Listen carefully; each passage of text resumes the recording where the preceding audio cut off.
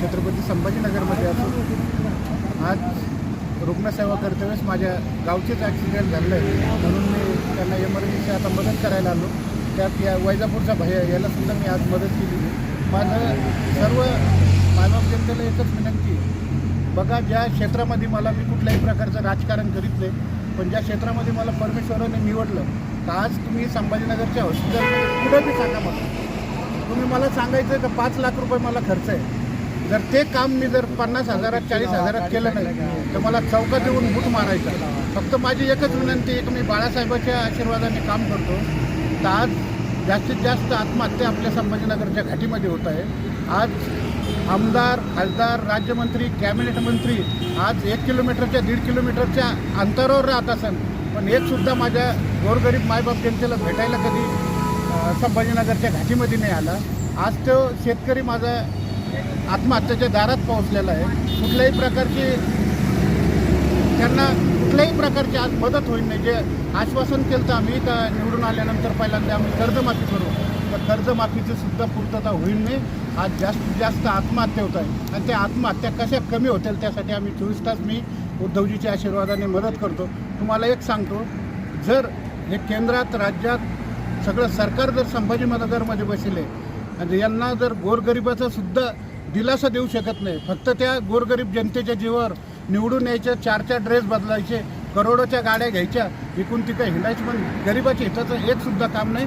हे मला खूप अवघड वाटतं. म्हणून मी आज 24 तास गोरगरिबासाठी सतत काम करीत असतो. आज संभाजीनगरची घाटी बघा कशी झाली असेल, कॅन्सर हॉस्पिटल बघा.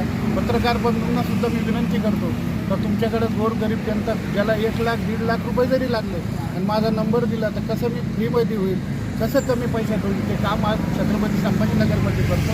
आणि या सरकारला सुद्धा विनंती करतो तर आज संभाजीनगरचं बसस्टँडसुद्धा तुमच्याकडं सुधारलं जाईल नाही. आज जशीच तशी प्रगती तुम्ही बघा, बसस्टँडला जाऊन सुद्धा आज 70 वर्षाचे वृद्ध ठोकर खाते आणि फ्रॅक्चर होते आणि घाटीला येते. ते बसस्टँड सुधरू शकत नाही तर हे संभाजीनगरचा काय विकास करणार आहे. आज माझी संकल्पना होती की प्रत्येक उड्डाणपुलाखाली शौचालयाची व्यवस्था व्हायला पाहिजे नव्हती, जशी बाबा पेट्रोल पंपावर झाली, पण ती पूर्ण उड्डाणपुलाखाली शौचालयाची व्यवस्था सुद्धा होत नाही. येणाऱ्या काळामध्ये जनता यांना धडा शिकवल्याशिवाय राहणार नाही. हे फक्त आमदार, खासदार विकत घेऊ शकते, फोडाफोडी करू शकते, पण निष्ठावंत शिवसैनिक हे कधीही विकत घेऊ शकत नाही. हे तुम्ही लक्षात असू द्या. जय महाराज. उद्धव सेनेच्या एक कार्यकर्ता म्हणून आपण अगदी तळागाळातल्या लोकांपासून तर अगदी उच्च स्तरापर्यंत लोकांपर्यंत आपण एक सामाजिक काम करता, बाकी पक्षाच्या वतीनं अन्य कोणी काम करताना दिसत नाही. आता ज्या उद्धव साहेबांनी मला नियुक्ती केली पूर्ण मराठवाड्याची, आज मी मराठवाड्यामध्ये काम करतो. मला कुठली अपेक्षा नाही का काही नाही. आज आमच्या कुटुंबातले दानवे दादा असतील, तुम्ही बघितलं असेल तुमच्या चॅनलद्वारे, तर माझा व्हिडिओ 6 कोटी लोकांनी बघितला होता, दानवे दादाचा आणि माझा. पण हे असा शिवसैनिक आहे, मी प्रत्युत्तर देणार नाही, तेव्हा आमच्या कुटुंबातला प्रश्न होता. आज फडणवीस साहेबांनीसुद्धा मला ऑफर दिली ती, संजय केनेकर साहेबांनी मला ऑफर दिली ती, पण मी त्यातला नाही. आज गोरगरिबासाठी 24 तास झटणारा मी एक शिवसैनिक आहे आणि मला कुठलीही अपेक्षा नाही.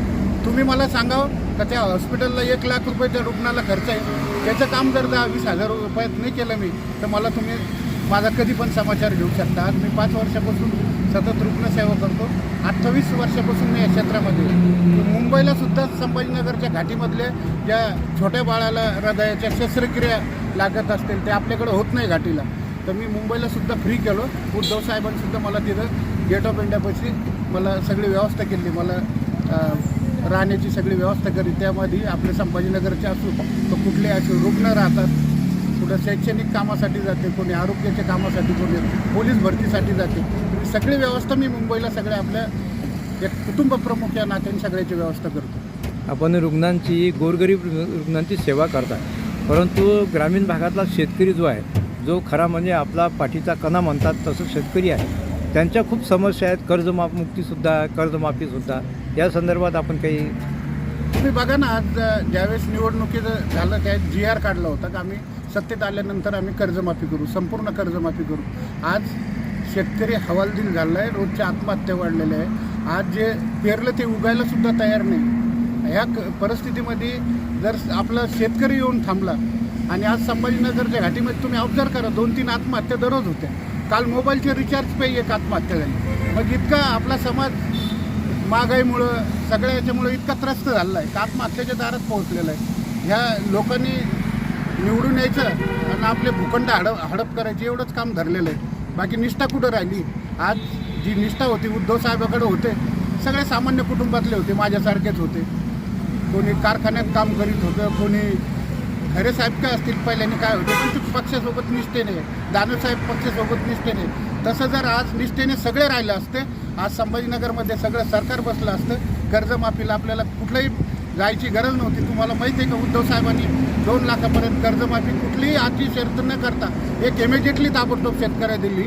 पण यांना फक्त अजून 10 वर्षांनी काय व्हायचं, कोणचा समृद्धी कुणकुण जाणार आणि त्याच्या आसपास कसं जमिनी खरीद करायच्या आणि कसं डेव्हलप करायचं ते पुढचं नियोजन यांनी केलेलं आहे. आणि हे संविधानच्या पाठीमागं लागलेलं सरकार आहे.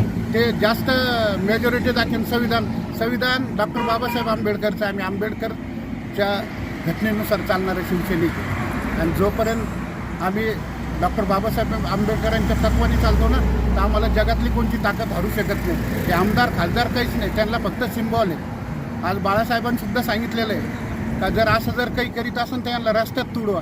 पण शिवसैनिक शांत आहे, उद्धव साहेबाचा आदेश पाळते, पक्षाचा आदेश पाळते, संस्कृतीप्रमाणे राहते. नाही तर एक दिवस संभाजीनगर काय अख्ख्या महाराष्ट्रामध्ये नेपाळसारखी परिस्थिती आल्याशिवाय राहणार नाही. तुम्ही बघितलं असेल ते आज माझे तरुण इतके परीक्षेला बेहाल झाले. आत्ता मोठ्या CITच्या पेपर फुटीचा याचा त्याचा आपले कांगणे सर असतील, कॉक्रोच म्हणले ते सगळे माझे तरुण असतील. काय त्यांच्यावर बेततं एक बी सुखी नाही या सरकारच्या काळामध्ये. मला याचं पूर्ण अभ्यास आहे, त्याच्यामुळे मी राजकारणाच्या क्षेत्रामध्ये जात नाही. कोरोनासारखी महामारी आली होती आणि तेव्हा महाराष्ट्राचे मुख्यमंत्रीपदी उद्धव साहेब होते. त्यांच्यामुळे मोठी मानवी हानी होऊ शकली नाही, त्यांनी होऊ दिली नाही. याबद्दल आपलं काय मत आहे? तुम्ही हे सांगा, उद्धव साहेबांची दखल महाराष्ट्रानेच नाही पण कुटुंब म्हणून सर्व जगाने दखल घेतली आणि नंबर 1चे मुख्यमंत्री म्हणून घोषित केलं. पण काय कारण असं, जर जगाने त्यांची दखल घेतली उत्कृष्ट मुख्यमंत्री म्हणून, तर ह्या आमदार खासदार जे आताचे पळकुटे समजा इकडे तिकडे पळते पैशासाठी, तर त्यांनी थोडा आदर्श घ्यायला पाहिजे ना. तर ज्याला मान सन्मान बाहेर देशातले लोक करते, तर मग आपल्या महाराष्ट्रात का नाही? उद्धव साहेबाचं काम कोरोनात बघितलं नाही का? मी सुद्धा रात्रंदिवस कोरोनात संभाजीनगरमध्ये काम केलेलं आहे, 24 तास काम केलं आहे, तुम्हाला सगळ्याला माहिती. आपलं पूर्ण नाव सांगा सर. मी राजू भैया जयस्वाल आहे. माझी खास करून मी राजकारण कुठल्याही प्रकारचं करीत नाही, पण माझी रुग्णाच्या नातेवाईकाला विनंती आहे खास करून, तर मला कुठल्याही हॉस्पिटलला जाण्याच्या अगोदर तुम्ही रिपोर्ट टाकले तर मी 5 मिनिटामध्ये त्याचा रिप्लाय देतो. कसं होईल, कोणत्या योजनेत होईल, कसे पैसे लागतील, किमान कमीत कमी कोणत्या हॉस्पिटलला होईल त्या हॉस्पिटलचं नाव देतो. तुम्ही तिथं ॲडमिट व्हायचं, ज्या ठिकाणी तुम्हाला 1 लाख रुपये लागते कसं 10-20 हजारात होईल, ते मी काम आज संभाजीनगरमध्ये करतो. आणि बाळासाहेब बी बघते, सगळे परमेश्वर बघते. आज तुमच्या सर्वांच्या आशीर्वादाने दररोज संभाजीनगरचे मी 8 ते 9 लाख रुपये डेली वाचवतो. आणि माझा अजून दुसरा एक प्रश्न आहे. आज मला वेळ आहे थोडा बोलायला म्हणून बोलतो. आज मी मेडिकल प्रिंटवर किमान 3 वर्षापासून झटतोय. तर आज मेडिकल जे प्रिंट आहे, आज आपल्या मुंडे साहेबांनी चांगलं केलं का मेडिकल सक्ती बंद केली.